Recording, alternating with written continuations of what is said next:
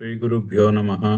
गणानां त्वा गणपतिगुं हवामहे कविं कवीनामुपमश्रवस्तमम् ज्येष्ठराजं ब्रह्मणां ब्रह्मणस्पत आनः शृण्वन्नोतिभिः सीदसादनम्। श्रीमहागणाधिपतये नमः। सदाशिवसमारम्भां शङ्कराचार्यमध्यमाम् अस्मदाचार्यपर्यन्तां वन्दे गुरुपरम्पराम्।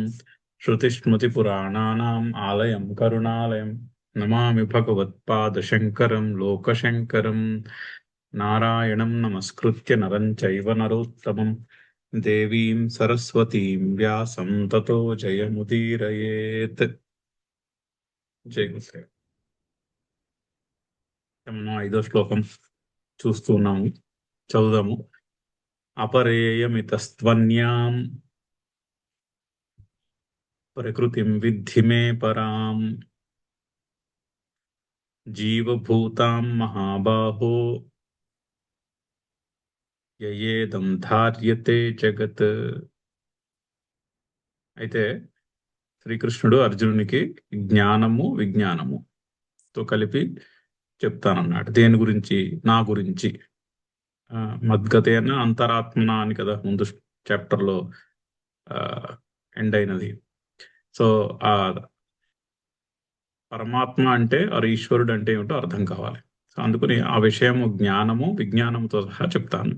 చెప్పి ఆ జ్ఞానమును స్తుతించి తర్వాత ముందు అపరా ప్రకృతి గురించి చెప్పారు. నా ప్రకృతిలో 2 రకాలు అని చెప్తున్నాడు. ఒకటి అపరా ప్రకృతి, 2 పరాప్రకృతి. సో ఒకటి జగత్తు, రెండవది చైతన్యము. అలా అర్థం చేసుకోవచ్చు. ఒకటి క్షేత్రము, రెండవది క్షేత్రజ్ఞుడు. క్షేత్రజ్ఞుడు అంటే క్షేత్రమును తెలుసుకుంటున్నవాడని. అంటే ఏ వెలుగులో అయితే క్షేత్రము అనుభవానికి వస్తుందో ఆ వెలుగుకి క్షేత్రజ్ఞుడు అని పేరు. సో ఆ రెండింటిని 4వ శ్లోకం 5వ శ్లోకంలో రెండింటిని డిస్క్రైబ్ చేస్తున్నాడు. ముందు క్షేత్రము ఆరు దృశ్యము ఆరు కనిపించేదాన్ని, దానిని అది 8 విధములు అని చెప్పారు. అష్టధా ప్రకృతి అన్నారు. ఏమిటవి అష్టధ? భూమి, ఆ పంచమహాభూతములు, భూమిరాపో నలో వాయు ఖమ్మనో ఖం, అవి 5. తర్వాత మనస్సు బుద్ధి అహంకారము 3. 5 3 కలిపి 8. ఈ 8 కూడా పంచమహాభూతములేమో తన్మాత్ర స్థాయిలో, అంటే ప్యూర్ 100% భూమి, 100% వాయువు. అలా మనకి అనుభవానికి రావు. మనకి పంచీకరణం జరిగి ఒక ప్రపోర్షన్లో మిక్స్ అయినది అనుభవానికి వస్తుంది. కానీ మిక్స్ అయినది మన అనుభవానికి వస్తుంది అంటే ప్యూర్ పృథివీ ఉండాలి, ఇప్పుడే కదా మిక్స్ అవుతుంది. సో ప్యూర్ పృథివీ ఒకటి ఉన్నది, తన్మాత్రము అంటాం. అవి 5 తన్మాత్రలు. అలాగే మనస్సు బుద్ధి అహంకారములు, వీటన్నిటికీ మూల కారణమైనటువంటి ఇవన్నీ మూల ప్రకృతిలో అంశములు. సో ఈ 8 కూడా అష్టధా ప్రకృతి అన్నారు. అని ఆ అష్టధా ప్రకృతి అపరా ప్రకృతి అంటున్నాడు. అపరా ఇయం, ఈ ప్రకృతి అంటే ముందు శ్లోకంలో చెప్పినటువంటి ప్రకృతి అపరా, అది 2nd క్లాస్ది, కొంచెము నికృష్టమైనది అని అర్థం. అంటే అపరా అని ఎందుకంటే శంకర్లు ఎక్స్ప్లెయిన్ చేయబోతున్నారు. అది మనం ఎంత ప్రయత్నించినా మన చేతికి చిక్కదు, అందుకని అది అపర, అనర్థకరి అంటారు. సంసార బంధమునకు కారణం. అయితే అక్కడ చిన్న తేడా ఉంది. గుర్తించవలసింది ఏంటంటే పంచమహాభూతములు మనస్సు బుద్ధి అహంకారము, ఇవి మనస్సు బుద్ధి ఇవి వాటంతట అవి మనని బంధించవు. భూమి మనని బంధించదు. కాకపోతే ఈ భూమి నాది, నేను ఫలానా అనుకుంటే బంధం. సో ఈ అష్టధా ప్రకృతిలో దాని మీద నేను నాది అనేటటువంటి ఒక అధ్యారోపణ చేసుకుంటాం, ఒక సూపర్ ఇంపోజిషన్. బుద్ధి ఉంది, ఇప్పుడు మనం చెప్పుకున్నాం, ఈ బుద్ధి ఉంది. ఈ బుద్ధి నా బుద్ధి మీ బుద్ధి అని అనుకుంటున్నారా ఏమన్నా? కాదు కదా. జాగ్రత్తగా ఆలోచిస్తే కాదని తెలుస్తుంది. ఈ బుద్ధి ఎప్పటి నుంచో నడుస్తున్నది ఇక్కడ. అందులో ఒక అంశమే కానీ అది నాకు చెందినదేం లేదు అక్కడ అని క్లియర్గా తెలుస్తూనే ఉంటుంది. కానీ నాది, ఈ బుద్ధి నాది అని ఆరోపించుకుని కూర్చున్నాం అనుకోండి, అది బంధం. సో ఈ అష్టధా ప్రకృతిలో బంధం మనమే క్రియేట్ చేసుకుంటాం. మనమే ఆ బంధాన్ని నేను నాది అనే అధ్యారోపణతో తయారు చేసుకుంటాము. అది అది గమనించవలసినటువంటి విషయం. సో అది అపరా ప్రకృతి యొక్క పరిస్థితి. అయితే ఇప్పుడు పరాప్రకృతి గురించి చెప్తున్నారు. అపరాప్రకృతి, పరాప్రకృతి అని రెండు విభజనలో చేసి చెప్తున్నాడు. అన్యాం ఇతః అన్యాం, ఇతః తు ఆన్ ది అదర్ హ్యాండ్, ఇతః అన్యాం ప్రకృతిం పరాం, అన్యాం పరాం ప్రకృతిం మే అన్యాం పరాం ప్రకృతిం విద్ధి. అది సెంటెన్స్. ఇయం అపర, ముందు శ్లోకంలో చెప్పినటువంటి ప్రకృతి అపర. తు ఆన్ ది అదర్ హ్యాండ్, అలా కాకుండా, అదే కాకుండా మే అన్యాం పరాం ప్రకృతిం విద్ధి, వేరొకటైనటువంటి నా పరా ప్రకృతిని గురించి కూడా తెలుసుకో అని చెప్పి, అది దాని లక్షణం ఏమిటి? జీవభూతాం యయా ఇదం జగద్ధార్యతే జగత్. మహాబాహో సంబోధన తీసి పక్కన పెడదాం. మహాబాహో అని అర్జునుడికి సంబోధన. యయా అంటే దేని చేతనైతే, జీవభూతాం అది అది జీవులను ధరించున్నది ఆ పరాశక్తి. జీవభూతాం అంటే అన్ని జీవులను ధరించున్నది అని అర్థం. జీవభూతాం ప్రకృతి, ఆ పరాప్రకృతి ఏం చేస్తుంది? జగత్ ఇదం జగత్ ధార్యతే, ఈ జగత్తును ధరించుచున్నది. అంటే ఈ జగత్తుకి సబ్స్ట్రాటం అయి ఉన్నది, ఈ జగత్తుకి ఫౌండేషన్ అయి ఉన్నది అని అర్థం. సో పరాప్రకృతి, అపరాప్రకృతి.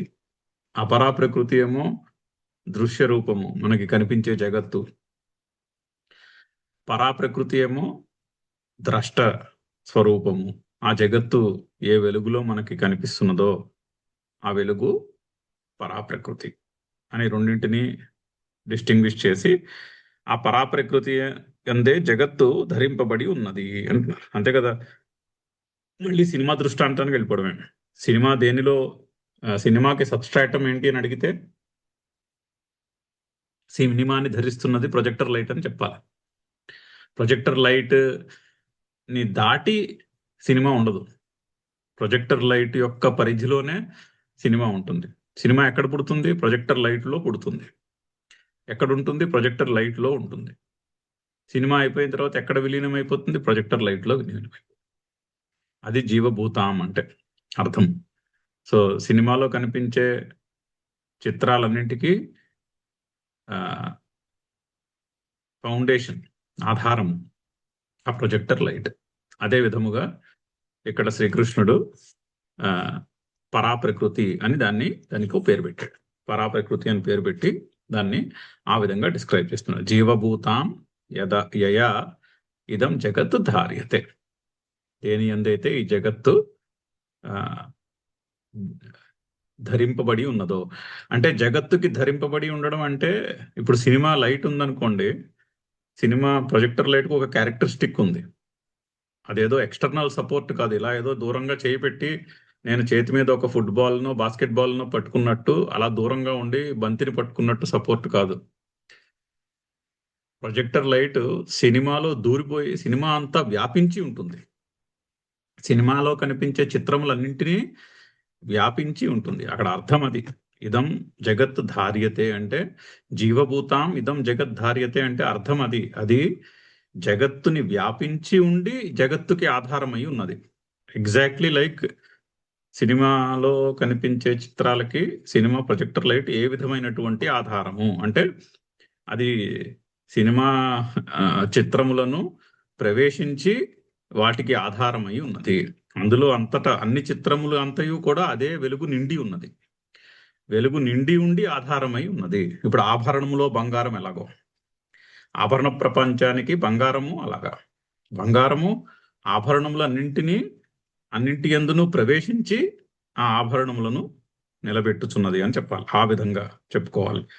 అందుకనే ఆ దృష్టాంతము చాలా కరెక్ట్. ఈ శ్లోకాలు అర్థం చేసుకుంది. సినిమా దృష్టాంతం గుర్తుంటే ఈ శ్లోకాలన్నీ కరెక్ట్గా చక్కగా అర్థమవుతాయి. చాలా చాలా మంచి విషయాలు చెప్పబోతున్నాడు శ్రీకృష్ణుడు. కొంచెము దాన్ని ఒకటో రెండో దృష్టాంతాలు, మనకి ఏ దృష్టాంతం నచ్చితే అది దృష్టిలో పెట్టుకుని చదువుకుంటే చాలా ఇన్స్పైరింగ్ శ్లోకాలు చెప్పబోతున్నాడు. చదువుదాం, భాష్యం చదువుదాము. అపరా నా పరా, పర అంటే నికృష్ట. నికృష్ట అంటే ఏమిటి? అశుద్ధ, అశుద్ధ, అనర్థకరి, సంసార బంధనాత్మిక ఇయం. సో అష్టధా ప్రకృతి అనర్థకరి. అయితే మహాత్ములు ఏం చెప్తారంటే, ఈశ్వరునికి జగత్తుకి తేడా ఏమిటి, సంసారానికి? ఒక మహాత్ములను ఎవరినో అడిగారు క్వశ్చన్, సంసారం అనగానేమి అని, ఈశ్వరుడు అనగానేమి. రెండింటికి డెఫినేషన్ ఏంటంటే, సంసారం అంటే అది పట్టుకుందామని ఎంత ప్రయత్నించినా చేతికి అందదు. ఇప్పుడు ఈ జగత్తు ఉందనుకోండి, ఈ జగత్తును పట్టుకుని వేలాడదామంటే అదేమన్నా మన చేతికి అందేనా, పెట్టానా? అందదుగా. కానీ మనిషి ప్రయత్నిస్తాడు, ఈ జగత్తులో ఉన్న విషయాలని పట్టుకుని కూర్చోవాలని ప్రయత్నిస్తాడు. ఎంత ప్రయత్నించినా కూడా అవి చేతికి అందవు. అది సంసారంలో డెఫినేషన్. సంసారంలో డెఫినేషన్ ఏంటంటే, ఎంత ప్రాకులాడినా కూడా అది చేతికి అందదు. సంసరతి, అది అలా ప్రవహిస్తూనే ఉంటుంది, అలా వెళ్ళిపోతూనే ఉంటుంది. అందుకని అది సంసారము, మరి జగత్తు. కానీ ఈశ్వరుడు అలా కాదు. ఈశ్వరుని పట్టుకుని ఎక్కడికి వెళ్ళక్కర్లేదు. మీరు ఎంత ప్రయత్నించినా ఈశ్వరుడు మన వదిలిపోడు. ఆపోజిట్. ఎంత ప్రయత్నించినా కూడా వదిలిపోని తత్వం ఏదైతే ఉందో అది ఈశ్వరుడు. ఎంత ప్రయత్నించినా కూడా చేతికి అందనది ఏదైతే ఉందో అది జగత్తు. రెండింటికి ఫండమెంటల్ డిఫరెన్స్ అది. అది గుర్తుపెట్టుకోవాలి ఇక్కడ. అది డెఫినేషన్. అది ఈశ్వరుడు అంటే ఏంటి అంటే, ఎంత ప్రయత్నించా ఏదైతే మన విడిచి వెళ్ళిపోదో అది ఈశ్వరుడు. ఏదైతే ఎంత ప్రాకులాడినా చేతికి అందదో అది సంసారము అని చెప్తారు. అందుకని అది అనర్థకరి, సంసార బంధనాత్మిక. అది చేతికి అందదు, కానీ చేతికి అందాలని ప్రాకులాడుతూ ఉంటాం.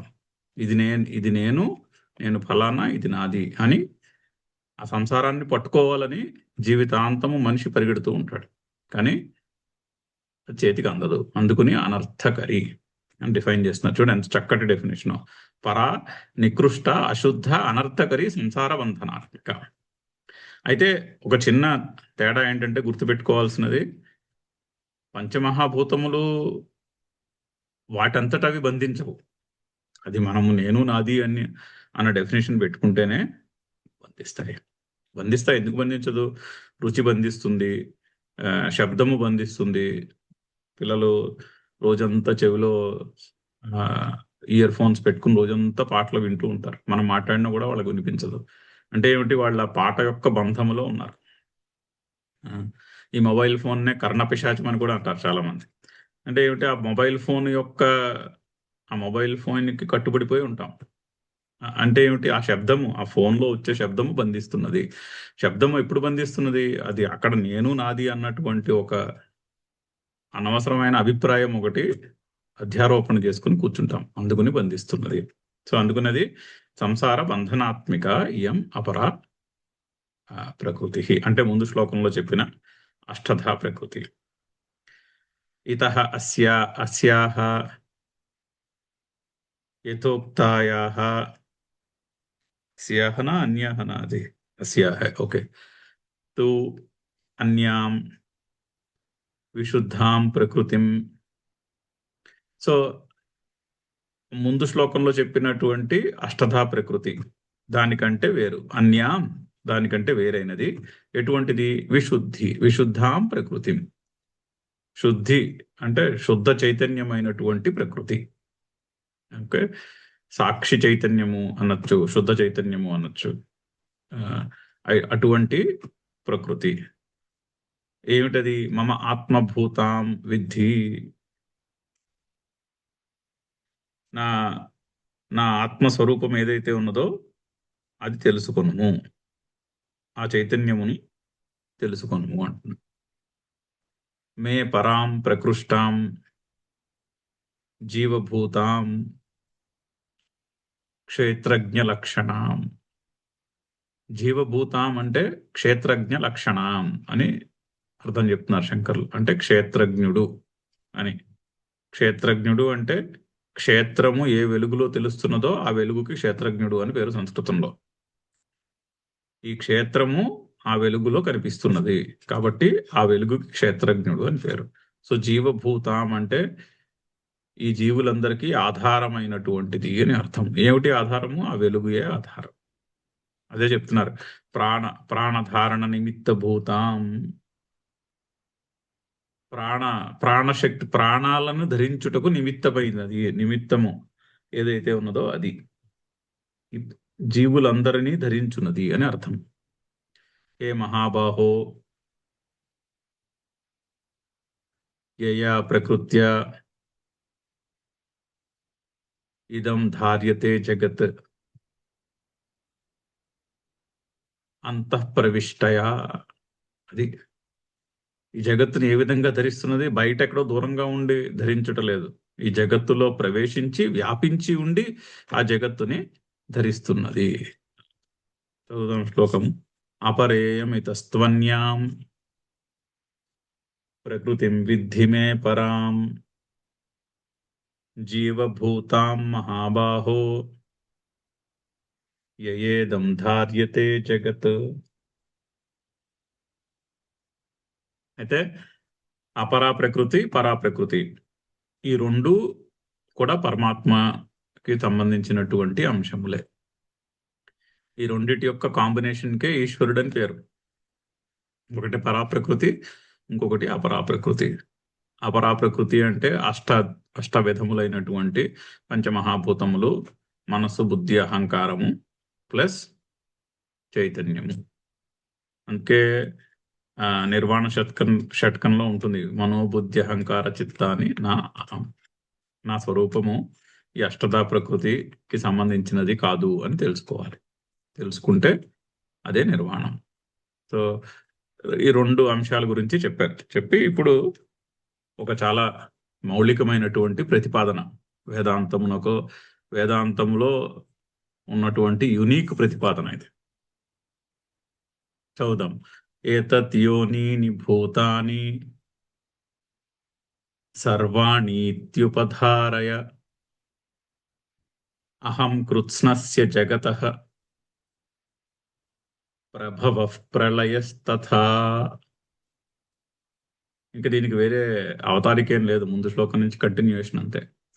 ఏతత్ యోనీని భూతాని సర్వాణి ఇతి ఉపధారయ అహం కృత్స్నస్య జగతః ప్రభవః ప్రళయః తథా. సో ఏతత్ యోనిని ద్వివచన శబ్దం. అది అంటే ముందు రెండు శ్లోకాల్లోనే అపరాప్రకృతి, పరాప్రకృతి అని చెప్పారు కదా, ఆ రెండింటిని కలిపి చెప్తున్నారు. ప్రకృతి స్త్రీలింగ శబ్దం. ప్రకృతి అని ప్రథమ విభక్తిలో వస్తుంది, విసర్గ వచ్చింది కదా అని పుంలింగ శబ్దం అని కంగారు పడకూడదు. ప్రకృతి స్త్రీలింగ శబ్దం సంస్కృతంలో. యోనిని స్త్రీలింగము, యోనిన్ శబ్దము, యోనిని స్త్రీలింగము, ద్వివచనము. సో ఏతద్ యోనిని, ఈ రెండు కూడా మూలము ఈ జగత్తుకి.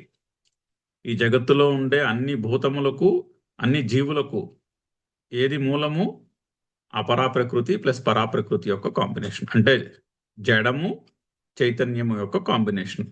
మరి ప్రతి జీవులోనూ కూడా శరీరం ఉన్నది, శరీరము జడము, శరీరంలో చైతన్యం ఉన్నది, అది చైతన్యమేమో పరాప్రకృతి, శరీరమేమో అపరాప్రకృతి యొక్క కాంబినేషన్. శరీరము, మనసు, బుద్ధి, అహంకారము అపరాప్రకృతి యొక్క కాంబినేషన్స్, చైతన్యము పరాప్రకృతి. ఈ రెండు ఉండాలి. జీవుడు అంటే ఈ రెండు ఉండాలి. ప్రతి జీవిలోనూ కూడా అన్ని 84 లక్షలో ఎన్నో జీవరాశులు, అన్ని జీవరాశులలోనూ ఈ రెండు ఉంటాయి. అందుకనే వేదాంతములో సమత్వం బోధించాడు శ్రీకృష్ణుడు. మొదటి 6 చాప్టర్లో చాలా, లాస్ట్ 1 year 2 months మనము చాలా ఎఫర్ట్ పెట్టే చదివాం. ఎస్పెషల్లీ 2వ చాప్టర్, 3వ చాప్టర్, 4, ప్రతి చాప్టరు ఏ చాప్టర్కి ఆ చాప్టరే బోల్డ్ అన్ని శ్లోకాలు, మధ్య మధ్యలో బోల్డ్ అంత వాదోపవాదాలు, అవన్నీ చదివాం చాలా కష్టపడి. ఇక్కడ నుంచి కొంచెం తేలిగ్గా నడుస్తుంది, కొంచెం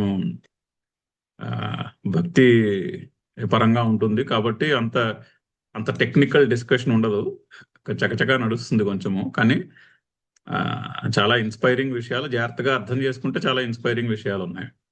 సో ఈ రెండు, అపరా ప్రకృతి పరాప్రకృతి, అన్ని భూతములకు ఆధారం అది. ఏతత్ యోనిని సర్వాణి భూతాని, అన్ని భూతములు ఈ యోని నుండి పుట్టాయి, ఈ రెండిటి నుండి పుట్టాయి, ఈ రెండు ఉంటాయి అని తెలుసుకో. ఇది ఉపధారయ. ఇది ఉపధారయ అంటే అన్ని బాగా తెలుసుకో అంటున్నాను. అంతేకాదు, అందుకునే మరి సమత్వం అని చెప్తున్నాడు. అన్ని పండితులు అందరినీ సమంగా సమత్వంతో చూస్తారన్నారు, ఎందుకంటే వాళ్ళకి తెలుసు అందరి జీవుల్లోనూ కూడా ఈ రెండే ఉన్నాయని. ఈ రెండింటితోనూ అపరా ప్రకృతి పరాప్రకృతి యొక్క కాంబినేషనే ప్రతి జీవి కూడా. అది మనిషి అయినా సరే, కుక్క పిల్ల అయినా సరే, వేరే వేరే వేరే ఏ జంతువు అయినా సరే. అందుకనే మరి సమత్వమును బోధించాడు శ్రీకృష్ణుడు. ఈ రెండు అన్ని జీవుల్లోనూ రెండు ఉంటాయి. పైగా అహం కృత్స్నస్య జగతః, జగతః షష్ఠి, ఈ జగత్తునకు, ఎటువంటి జగత్తునకు? కృత్స్నస్య జగతః, మొత్తం జగత్తునకు. ఈ మొత్తం జగత్తునకు ప్రభవః ప్రళయః తథా. సో ఈ జగత్తునకు పుట్టుక స్థానము నేనే, ప్రళయ స్థానము కూడా నేనే. అంటే పుట్టుక స్థానము ప్రళయ స్థానము అంటే ఉన్న చోటు కూడా అదే అని అర్థం. అది ఆల్రెడీ చెప్తున్నారు కదా, ఆల్రెడీ చెప్పారు కదా. ఈ అన్ని భూతములకు ఈ రెండే యయా ఇదం ధార్యతే జగత్ అన్నారు. అంటే అన్ని జీవరాశులను, ఈ జగత్తును వ్యాపించి జీవరాశులకి, ఈ జగత్తుకి ఫౌండేషన్ కింద ఉన్నది, వాటిని ధరిస్తున్నది. అందులోనే పుడతాయి, ఆ తత్వంలోనే విలీనమైపోతాయి. సో నేను అంటే ఆ పరమాత్మ. ఇక్కడ ఆ పరమాత్మ తత్వము అహం కృత్స్నస్య జగతః, ఈ మొత్తము జగత్తునకు ప్రభవః ప్రళయః తథా. దీనికి ప్రభవము నేనే, ప్రళయ స్థానము కూడా నేనే. పుట్టుక స్థానము ప్రళయ స్థానము రెండు నేనే. ఇప్పుడు ఇది అర్థం చేసుకోవాలంటే మళ్ళీ మనం సినిమా దృష్టాంతమే. మొత్తం సినిమా అంతటికి, సినిమా ఎక్కడ పుట్టింది? ప్రొజెక్టర్ లైట్లో పుట్టింది. సినిమా ఎక్కడుంది? ప్రొజెక్టర్ లైట్లో ఉంది. ప్రొజెక్టర్ లైట్ సినిమానంతటిని ప్రవేశించి సినిమాని నిలబెట్టింది. సినిమా అయిపోయిన తర్వాత సినిమా ఎక్కడ విలీనం అయిపోయింది? ప్రొజెక్టర్ లైట్లో విలీనం అయిపోయింది. అదొక దృష్టాంతం. అలాగే ఇప్పుడు అయితే దీనికి కొన్ని ఎగ్జాంపుల్స్ చెప్పుకుందాం. ఇప్పుడు కొండ ఉందనుకోండి, కొండకి ఏమని చెప్తామంటే నిమిత్త కారణము, ఉపాదాన కారణం అని చెప్తాం. ఉపాదాన కారణం అంటే మెటీరియల్ కాజ్. కొండకి మెటీరియల్ కాజ్ ఏమిటి? మట్టి. మట్టి నుండి కొండ తయారవుతుంది, దానికి ఉపాదాన కారణము అని పేరు. ఇంగ్లీష్లో మెటీరియల్ కాజ్. మెటీరియల్ కాజ్ అంటే క్లియర్గా అర్థమవుతుంది. ఓకే. మరి ఇంకొక కారణం కూడా ఉంది, దాన్ని నిమిత్త కారణమనో చేతన కారణం అని అంటాం. అంటే ఎఫిషియంట్ కాజ్. అది కుమ్మరి. సో కుమ్మరివాడు మట్టితో కుండను తయారు చేస్తాడు. అది క్లియర్ కదా. కొండకి మట్టి మెటీరియల్ కాజ్, కుమ్మరి ఎఫిషియంట్ కాజ్. అలాగే పక్షి గూడు ఉందనుకోండి, పక్షి గూడుకి మెటీరియల్ కాజ్ గడ్డి పుల్లలు, ఉపాదాన కారణము గడ్డి, నిమిత్త కారణము ఆ చేతన కారణము ఆ పక్షి. అంతే కదా. నెక్లెస్కి మెటీరియల్ కాజ్ బంగారం, ఎఫిషియంట్ కాజ్ ఆ నెక్లెస్ని తయారు చేసిన వాడు, కంసాలు వాడు. ఇప్పుడు ఇంకొక ఎగ్జాంపుల్ ఉంది, చాలా విచిత్రమైన ఎగ్జాంపుల్. స్పైడర్ వెబ్ ఉంది. స్పైడర్ వెబ్కి ఆ సాలిపు ఉపాదాన కారణము, నిమిత్త కారణము చెప్పాలి. ఇప్పుడు మెటీరియల్ కాజ్ ఏంటి, ఎఫిషియంట్ కాజ్ ఏంటి? మెటీరియల్ కాజ్ ఏమిటి? మెటీరియల్ కాజ్ కూడా ఆ సాలిడే, ఎందుకంటే సాలీడ గూడుని తన లాలాజలంతో కొడుతుంది. సో సాలీడయే దానికి ఉపాదాన కారణము, సాలీడయే దానికి నిమిత్త కారణం కూడా. చూసారా తేడా? అది ఆ ఎగ్జాంపుల్ని పట్టుకోవాలి. స్పైడర్ వెబ్కి ఎఫిషియంట్ కాజ్ స్పైడరే, మెటీరియల్ కాజ్ కూడా స్పైడరే. సముద్రము అలలు. సముద్రములో అలలకి మెటీరియల్ కాజ్ నీళ్లు, ఎఫిషియంట్ కాజ్ నీళ్ళే, రెండు ఒకటే. అదే విధంగా ఆ, ఈ జగత్తు కూడా. ఇప్పుడు నేను నా నోటితోటి ఒక వాక్ ప్రపంచాన్ని సృష్టిస్తున్నాను. నేను ఏదో మాట్లాడుతున్నాను. నేను మాట్లాడుతున్న దానికి మెటీరియల్ కాజు నేనే, ఎఫిషియంట్ కాజు కూడా నేనే. ఆ విధంగా కూడా అర్థం చేసుకోవచ్చు. ఈ విధంగా జగత్తునకు ఇక్కడ శ్రీకృష్ణుడు ఏం చెప్తున్నాడంటే, ఈ జగత్తుకి నిమిత్త కారణము నేనే, ఉపాదాన కారణము నేనే అంటున్నాడు. ఎఫిషియంట్ కాజ్ నేను, మెటీరియల్ కాజ్ నేను, రెండు నేనే. అంటే మరి అలా ఎలా కుదురుతుంది అంటే, ఈశ్వరుడు అక్కడెక్కడో కూర్చుని జగత్తును తయారు చేసాడా అంటే లేదు, చేయలేదు. అలా చెప్పలేము. అలా ఎలా చెప్తాము? ఎందుకంటే సృష్టికి ముందు ఉన్నది ఎవరు?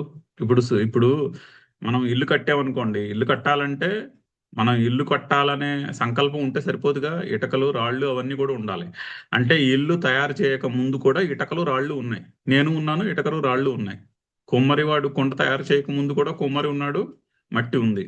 అప్పుడు కుమ్మరివాడు సంకల్పంతో మట్టిని తయారు చేశాడు. అలా జరిగిందా జగత్తు? లేదు, అలా జరగలేదుగా.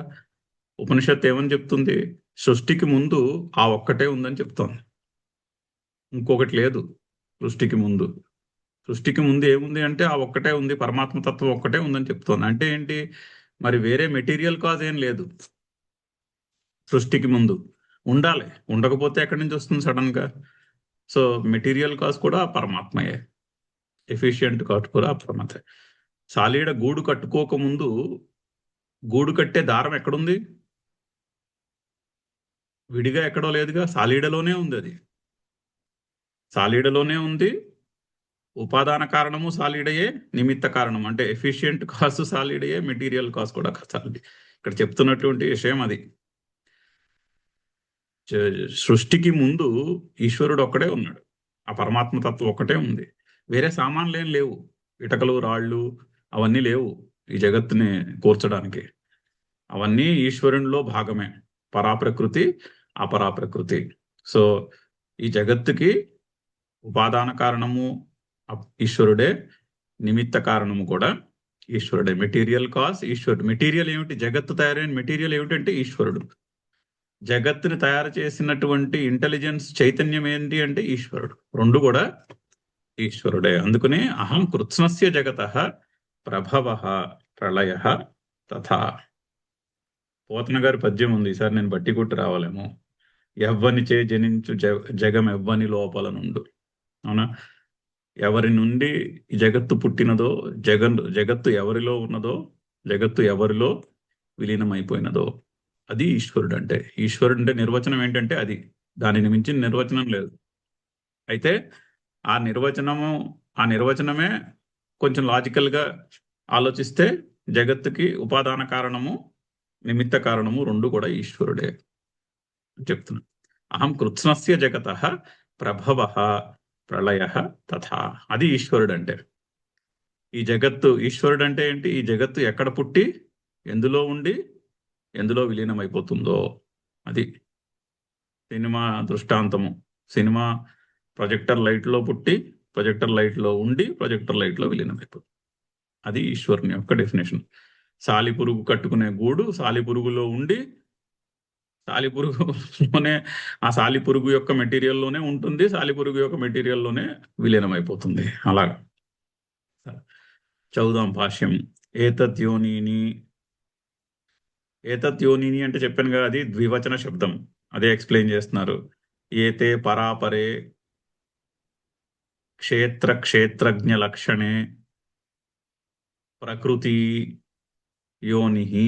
ఆ ప్రకృతి కూడా ద్వివచనమే. ప్రకృతి అని వస్తుంది. సో ఈ ఈ రెండు, ఈ పర అపర ప్రకృతులు రెండు కూడా అవే వేటికి యోనులు అవుతాయో, యోని అవుతుందో అవి ఏతద్యోనిని అని అర్థం. ఏషాం భూతానాం తాని ఏతద్యోనిని. అయితే ఏ భూతములకైతే పరా అపరా ప్రకృతులు యోనిలయ్యాయో వాటిని ఏతద్యోనిని అంటారు. భూతాని సర్వాణి ఇది, అన్ని భూతములు కూడా ఈ ఈ రెండింటితో తయారై చేయబడినవే.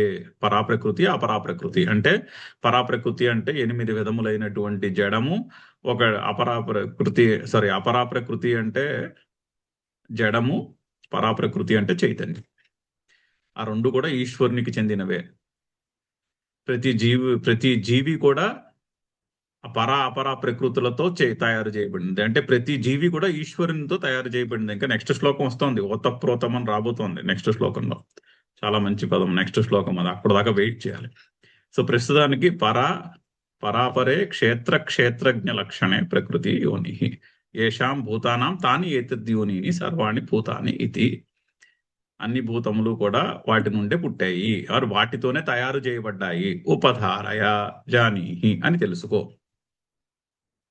యస్మాత్ మమ ప్రకృతి యోనిహి కారణం.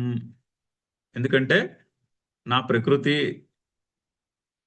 ప్రకృతులే అన్ని భూతములకు కారణం.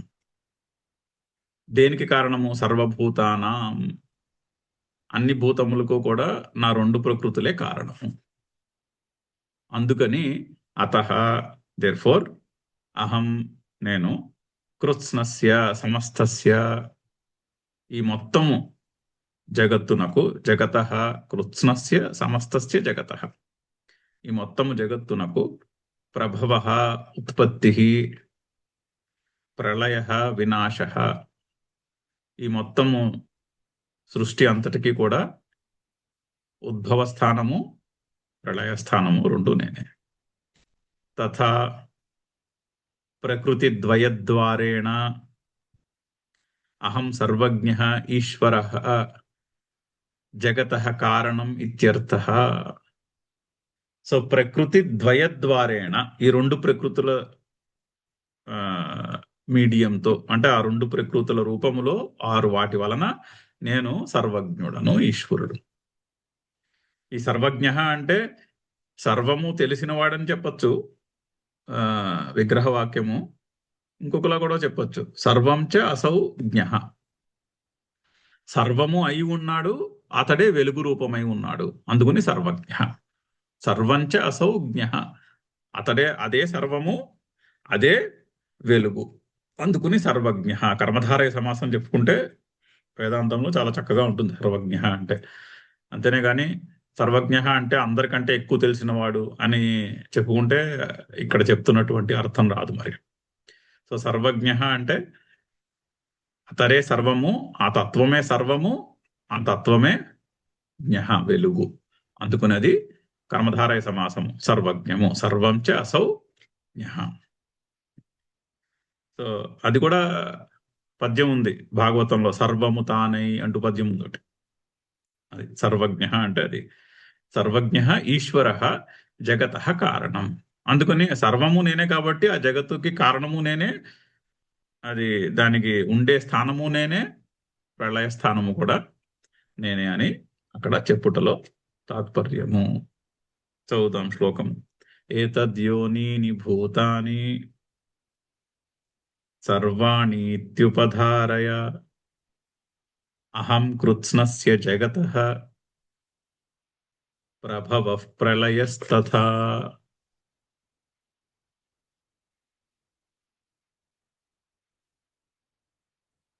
మత్తః పరతరం నాన్యత్ కించిదస్తి ధనంజయ మయి సర్వమిదం ప్రోతం సూత్రే మణిగణ ఇవ.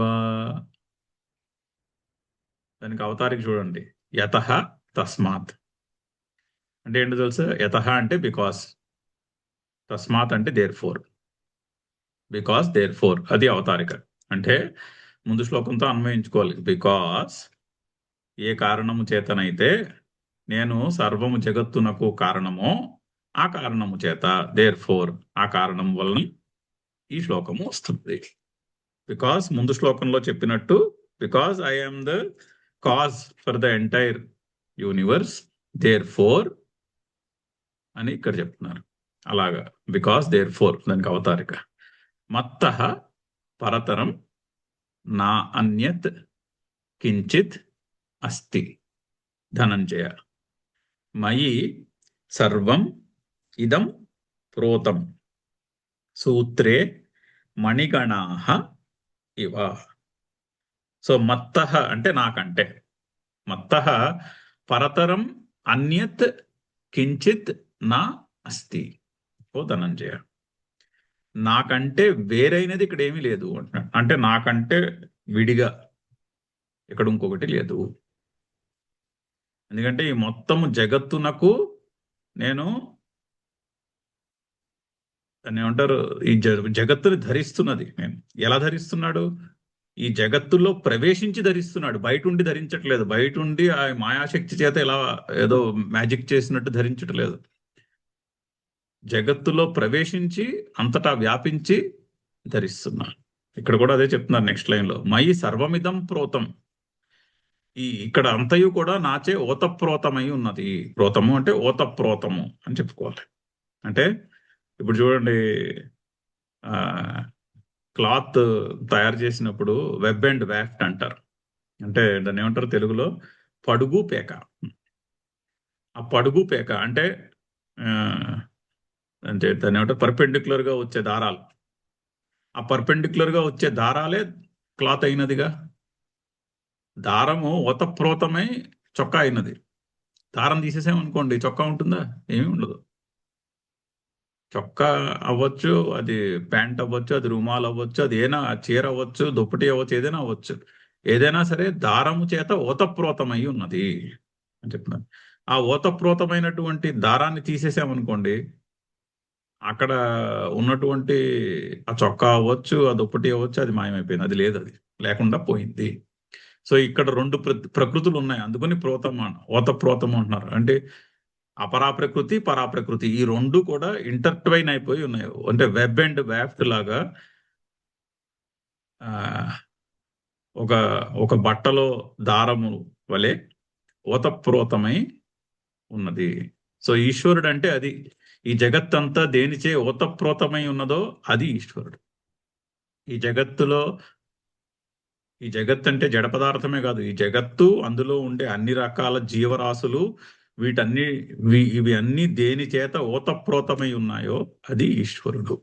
అందుకని నాకంటే భిన్నమైనది ఇక్కడ ఏమీ లేదు, నాకంటే విడిగా ఉన్నది అంటూ ఇక్కడ ఏమీ లేదు. మత్తః పరతరం నా అన్యత్ కించిదస్తి మయి సర్వమిదం ప్రోతం సూత్రే మణిగణాః ఇవ. అంటే ఒక మణులు దారంతో గుచ్చినట్టుగా ఆ దారం తీసేస్తే మణులన్నీ పడిపోతాయి. అలా. సో ఈ జగత్ అంటే నెక్లెస్ దారం తీసేస్తే నెక్లెస్ లేదు. అది ఆ మణులన్నీ మీరు దారంతో కొట్టి పెడితే నెక్లెస్ అనే ఒక ఫార్మ్ వచ్చింది. ఆ దారం తీసేశారనుకోండి, నెక్లెస్ లేదుగా. నెక్లెస్ అనే పదార్థమే లేకుండా పోయింది. ఈ జగత్తు కూడా అంతే.